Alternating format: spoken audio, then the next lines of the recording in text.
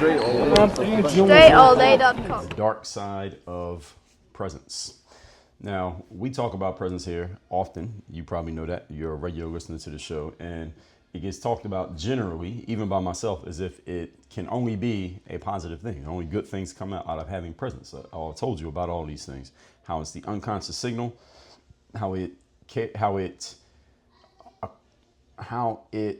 makes up 85% of the nonverbal, not 85% of communication, which is nonverbal. How presence takes all the things that you consciously do and the things that are true about you, your logical skills, the things that people can measure and count and discuss, and it becomes a multiplier of those things, and how it is the first impression and the last impression that you make on people.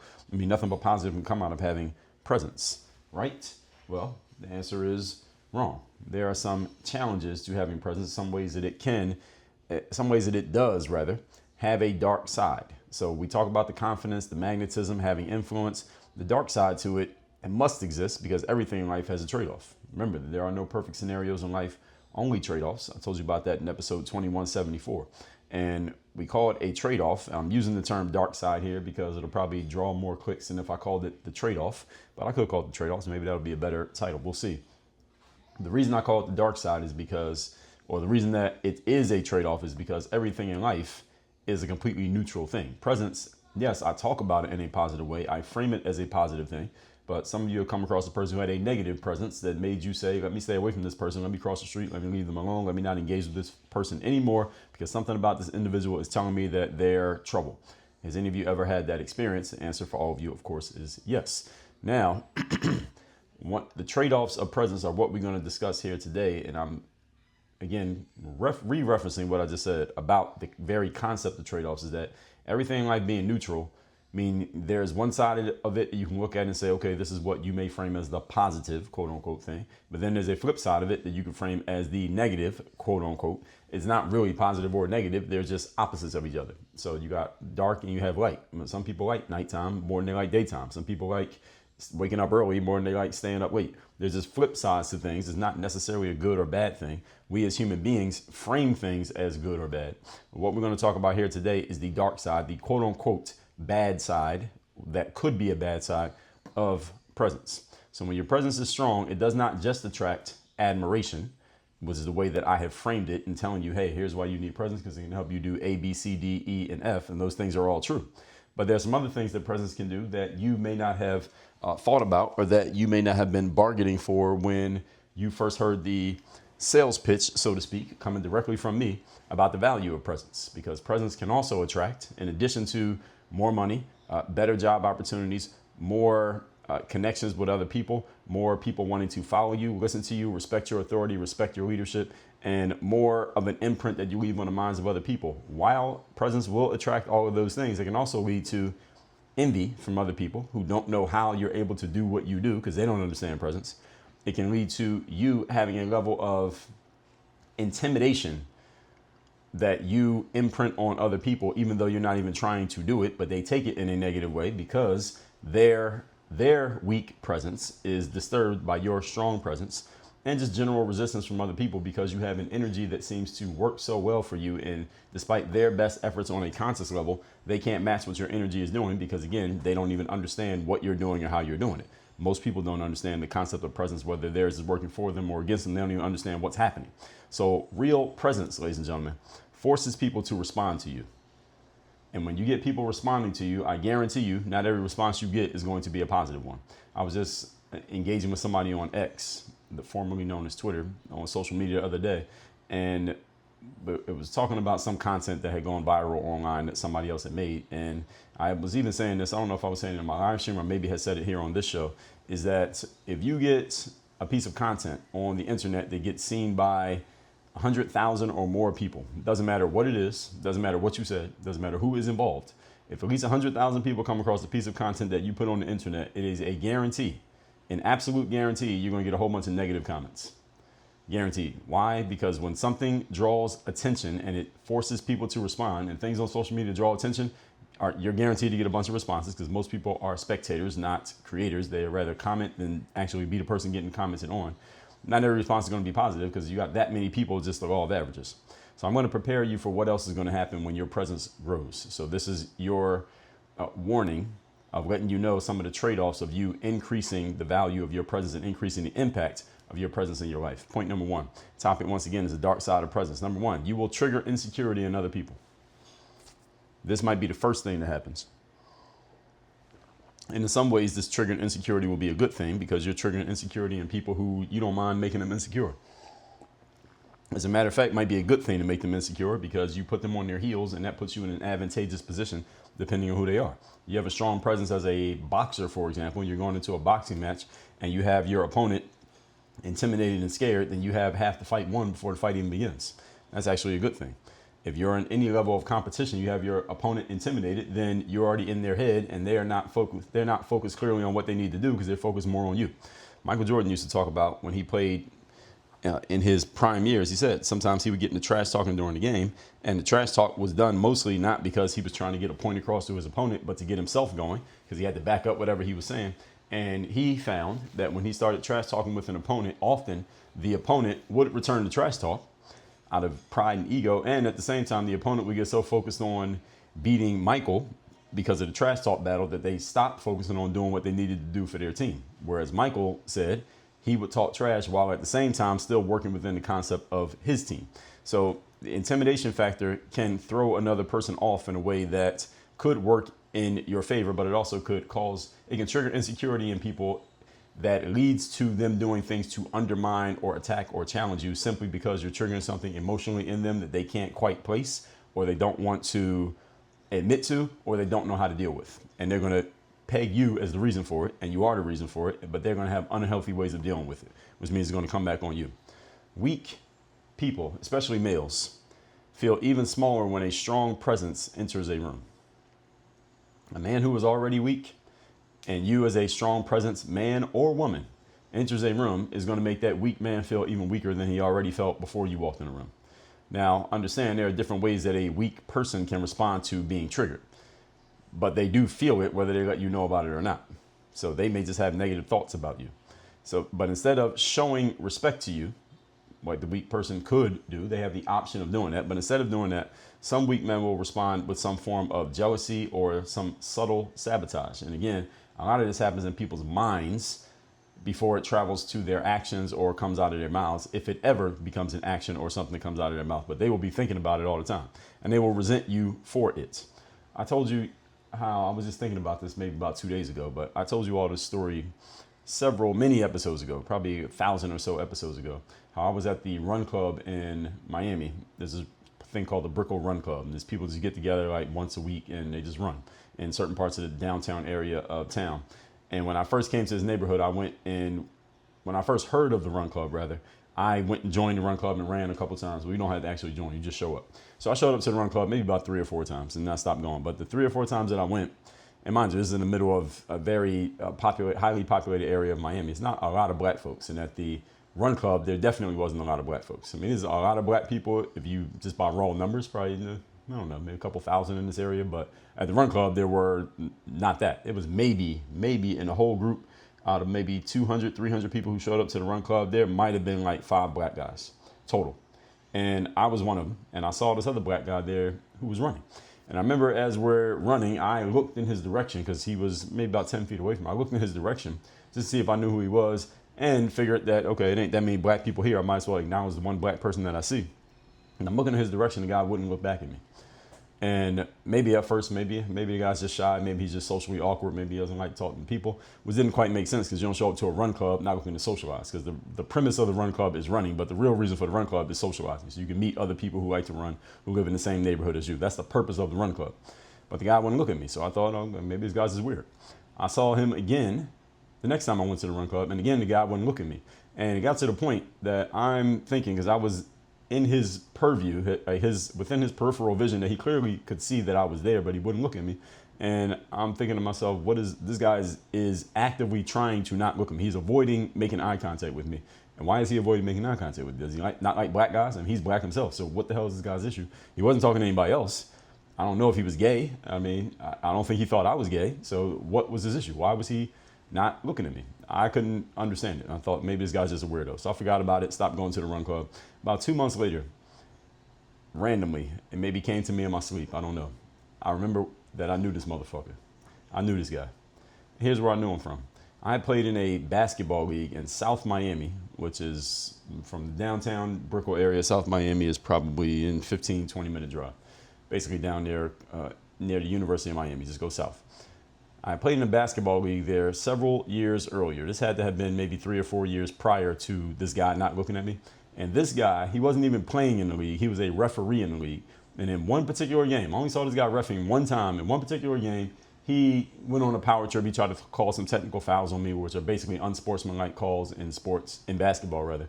If you get 2 of them in one game, you get thrown out of the game. So this guy tried to throw me out of a game by calling technical fouls on me, and it didn't work. The league commissioner who was there while the game was going on overruled him, and I didn't get kicked out the game. But the guy he was on a power trip, and I don't know why. I don't know this guy from anywhere. I don't think I'd ever engaged with him in any way, shape, or form before that day, but for whatever reason, this guy seemed to be on a power trip. And anyway, the game ended. I forgot about it. Never saw that guy ever again until we were at the run club. And again, I didn't know that was him. But clearly, now I'm putting two and two together. I realized, oh, this bitch remembered who I was as soon as he saw me at the run club. And because he was pussy then and still pussy now, 4 or 5 years later, he wanted to make eye contact with me. What do you think I was going to do? Try to beat him up?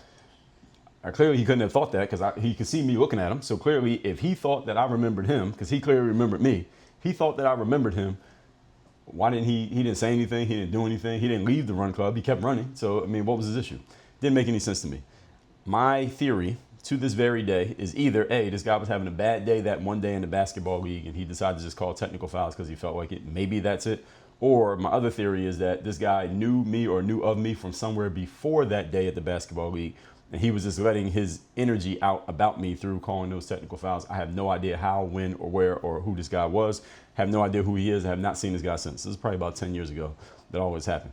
Whole point here, folks, I'm telling you that story to tell you this, that when your presence is very strong, you will disturb other people emotionally, and they will respond to that disturbance in ways that you may not even notice, and you may not even know why their hostility is coming out at you, and you may not even get a direct hit of that hostility. It may hit you indirectly, not even as direct as mine was with this guy calling technical fouls on me and me actually remembering him a couple months after I stopped seeing him in person.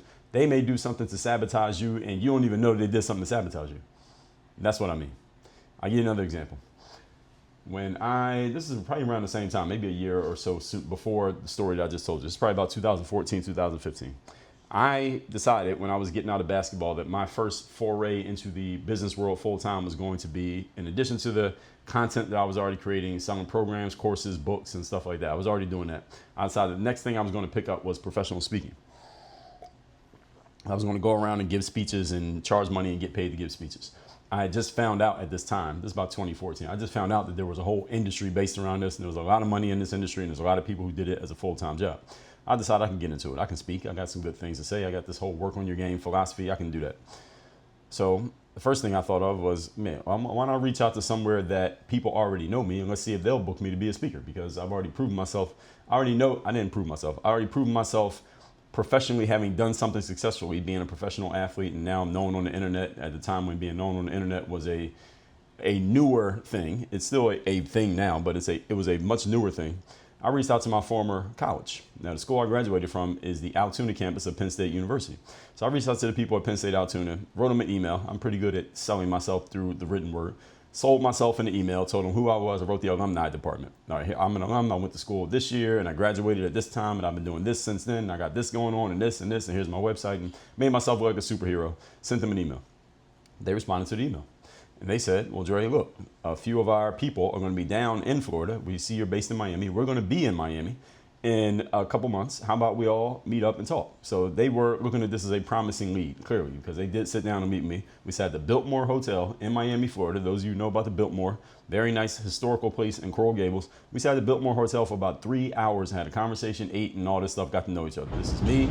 This is at the time, the dean of students at the school, who was not the dean when I was a student, but she was the dean at that point, the head of alumni relations, and some other guy. I don't know what his job was, but he was part of their traveling crew. They did not come to Florida to meet me. They were in Florida to get money from some of their biggest donors, and they were just going to have a meeting to get some more, hundreds of thousands or millions of dollars from those folks. But since they were already in Florida, they said, might as well meet this guy. He's there. he might be a good lead for the future. And looking at my resume, maybe they said, hey, this guy may be a potential 6-7-figure donor for us in the future. So, hey, how about we build a relationship with this guy? So they go sit down with me. We have a conversation at XYZ, all this stuff. At the end of the conversation, we talked about my background. They told me what they were doing, et cetera, et cetera. They were kind of just feeling me out. And they said, the first way we can engage with you, Dre, just to, I guess they want to float a trial balloon. What we're going to do is we're going to interview you by phone, and we're going to print the interview up, and we're going to put it in our alumni newsletter. So when we send this alumni newsletter out, everybody who's an alum of our campus gets this newsletter. So it's probably a few 100,000 people get this email, or maybe tens of thousands. They're going to get the email. They're going to see you in the email. They're going to see the interview, and we'll put that out there. Our whole community will see it. After that goes through, we see what kind of response it gets. Then we'll talk about any future things. Because the reason I reached out to them, my pitch was, I remember when I was a student, this is me talking to them.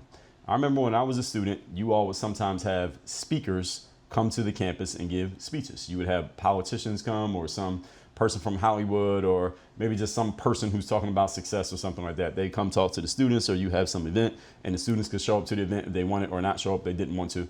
I want to be one of those people who comes and speaks at a college, because I knew speaking at colleges was a big business as well. I had learned that at that point. So that's what I was asking them to do. They said, well, we're not going to jump straight to that. First, let's do this interview. We'll put the interview out, and then we'll talk about what we could do after that.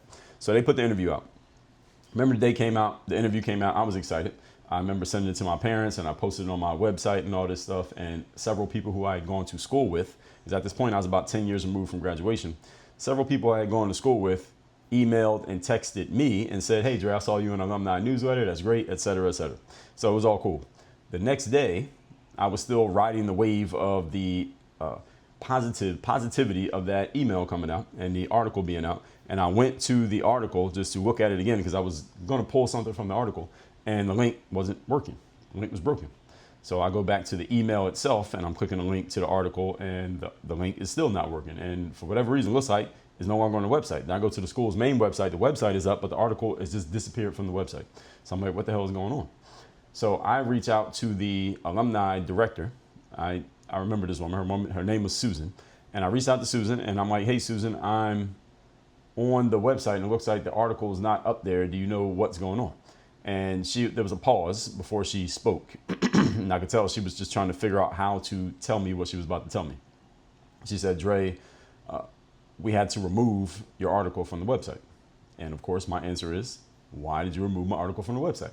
She said, there were some people in our community, i.e. these are the people who got the email, who had an issue with some of the language on your website. And because of that, our dean of students, that's the other woman who I had met with. So she puts the blame on the dean of students. The dean of students made the decision that we needed to pull your article off the website.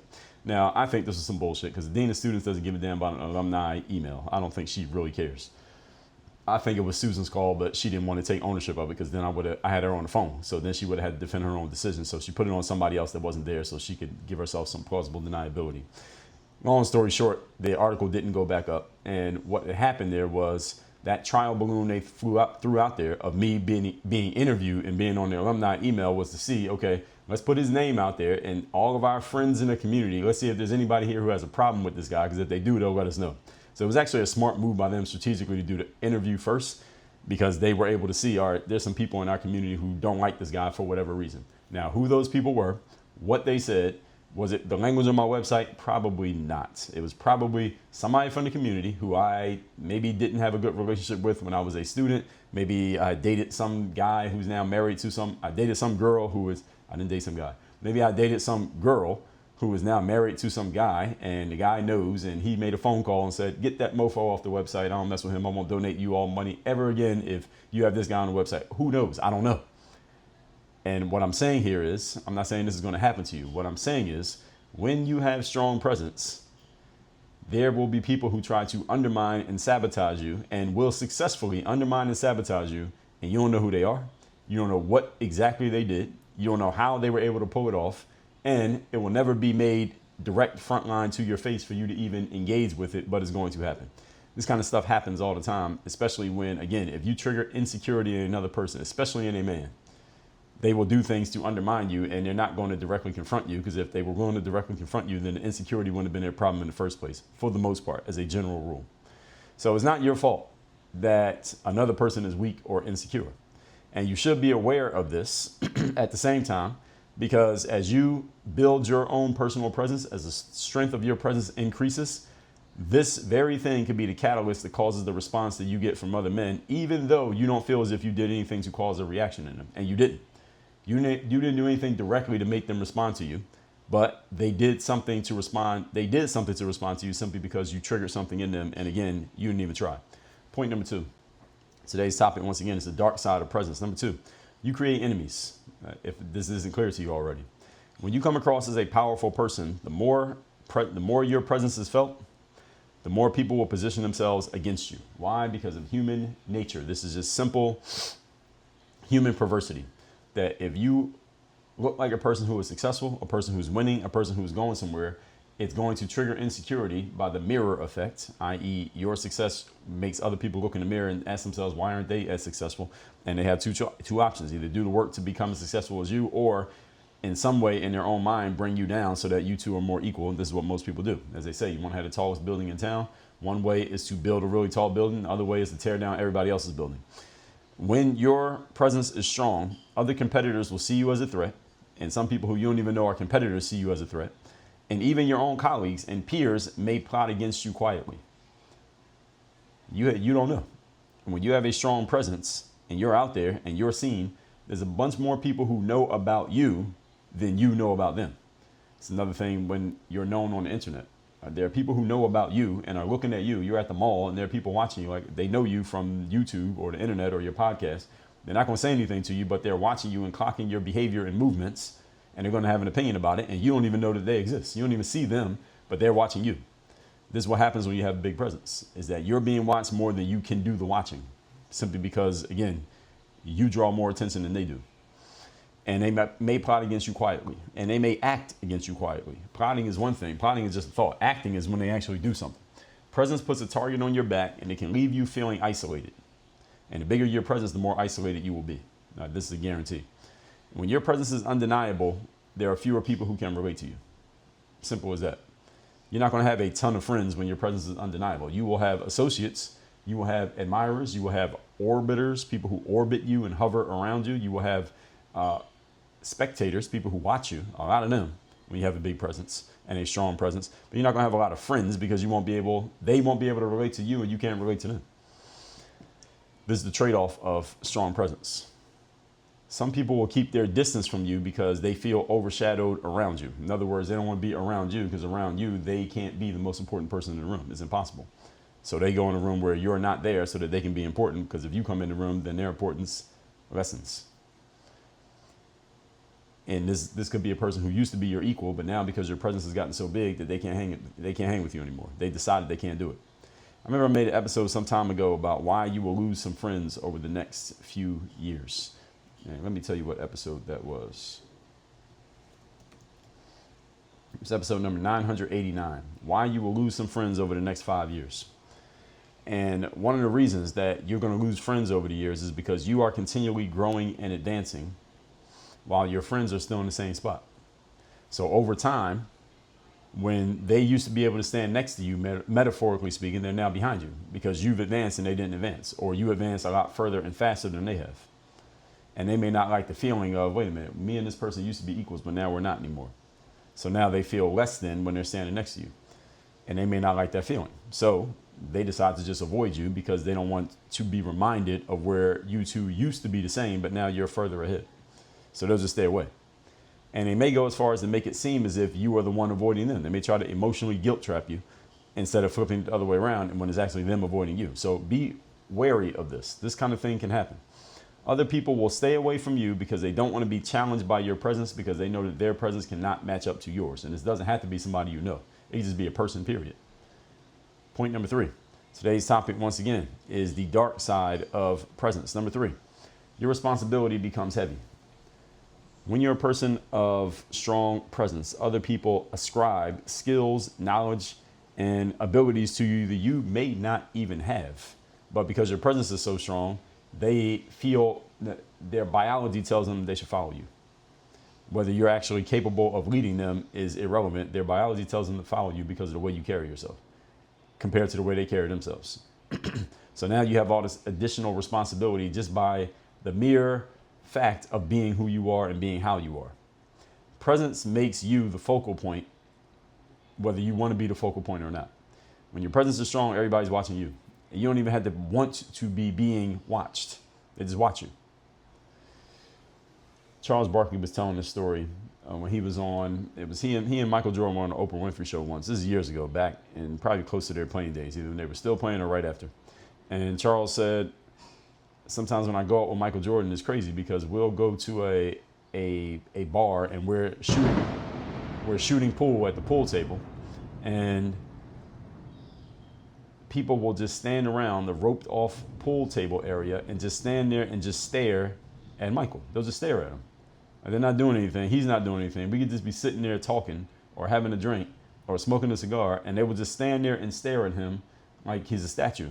And that's what it can get like. Your life may not be, you may not be Michael Jordan, but it can get like that when you have a very strong presence because you're now the focal point. Everywhere you go, everybody's just looking at you, which can be very disturbing to some people. Some people don't want to deal with that type of energy. They don't want to deal with that type of attention. You don't want to deal with that type of attention, just don't build a strong presence and you won't draw any attention, trust me. People will look to you for leadership, decisions, and outcomes when you're a person with presence, even if you didn't ask to be this person, even if you don't want to be this person. Therefore, when your presence is strong, you're not allowed to hide. You don't get the luxury of hiding. This is the weight of being the guy or the man or the girl in any space. The dark side is that you get responsibilities thrown onto your shoulders that you did not ask for, that you did not campaign for, just because of the way you carry yourself. People are expecting you to figure it out. People just assume that you're the person with the answer just by virtue of the way that you exist. That's the game that you get in when your presence is strong. So you thought presence was all peaches and cream and everything was going to be rainbows and butterflies. Here I'm telling you some of the things that come with it. Let's recap today's class, which is the dark side of presence. People talk about this. People like me talk about it as if it may only be a positive thing. You get all these great things that come out of it, and there are a ton of great things that come out of it, but understand everything in life has a trade-off. I'm telling you some of the trade-offs that come with presence. Number one, you trigger insecurity in other people. And understand that when you trigger an insecurity in another person, very rarely do they announce to you, hey, your presence is making me insecure, sir. Your presence, ma'am, is making me insecure, so now I'm going to do some negative things towards you because you're making me insecure. Nobody announces it, but people do act on their insecurities, often in subtle, covert ways that you don't know about and that it cannot be directly traced to them, but is 100% because something about you is triggering an insecurity or a weakness in them that they haven't dealt with, and you reflect the fact they haven't dealt with it. Therefore, they find negative ways to respond to you rather than actually fixing the problem at hand. This is just simple human nature. Number two, you create enemies. And again, you didn't create enemies because you did anything wrong on purpose. You may not even know the person who you made an enemy out of, but simply because of the way you carry yourself, that person decides that they don't like you anymore. If you're a guy, you walk into a place and some other guy's there with his girl, and his girl keeps looking at you because your presence is drawing her. It's human nature. It's biological that she is responding to your energy, not because she's trying to be disrespectful of her man, but because of the way you are, she can't help but to look in your direction. And he notices his girl looking at you. Now he hates you, and you don't even know that him and his girl are even in the room. You didn't even see them. But now he's mad at you because what your presence made his girl do. Now he doesn't like you. And as soon as he gets a chance to do something negative towards you, like to leave a nasty comment about you on the internet, he'll do it. Not because he actually believes a nasty comment, but because you create an enemy just by being who you are. This is the kind of stuff that happens when you have a strong presence. People will either do negative things towards you, think negative things about you, say negative things about you, or they'll just avoid you and not want to be around you, none of through which is any fault of your own. Actually, it is your fault because you have a strong presence, but not your fault in a negative way. It's just your responsibility because this is the game that you signed up for. Speaking of responsibility, point number three. What happens when you have a strong presence is that your responsibility becomes heavy. A lot of responsibilities get thrown on your shoulders that you didn't ask for, that you didn't even want, that you may not even feel like you are capable of dealing with, but people are going to put it on you simply because your presence says, follow that guy, follow that girl, listen to him, listen to her, even though you don't have anything to say. This is the game you sign up for when you get presence. So I want all you to understand that this is not all rainbows and butterflies. There are some trade-offs that come with this. If I have not scared you off of the concept of building a strong presence, I want you to get into the Power Presence Mastermind. That is where you get me. Yes, me, Dre Baldwin, as your direct personal coach, working with you directly on building all of these things that we talk about when it comes to presence. You want to make more sales. You want to close more deals. You want to get more yes answers. You want to have the type of aura and energy that causes people to notice you as soon as you walk in, listen to you when you speak, and remember you when you walk out, even if you've never said a single word. Go to powerpresenceprotocol.com/mastermind and get into our program. Again, that's powerpresenceprotocol.com/mastermind. Get straight into our program. Work on your game. Dre, all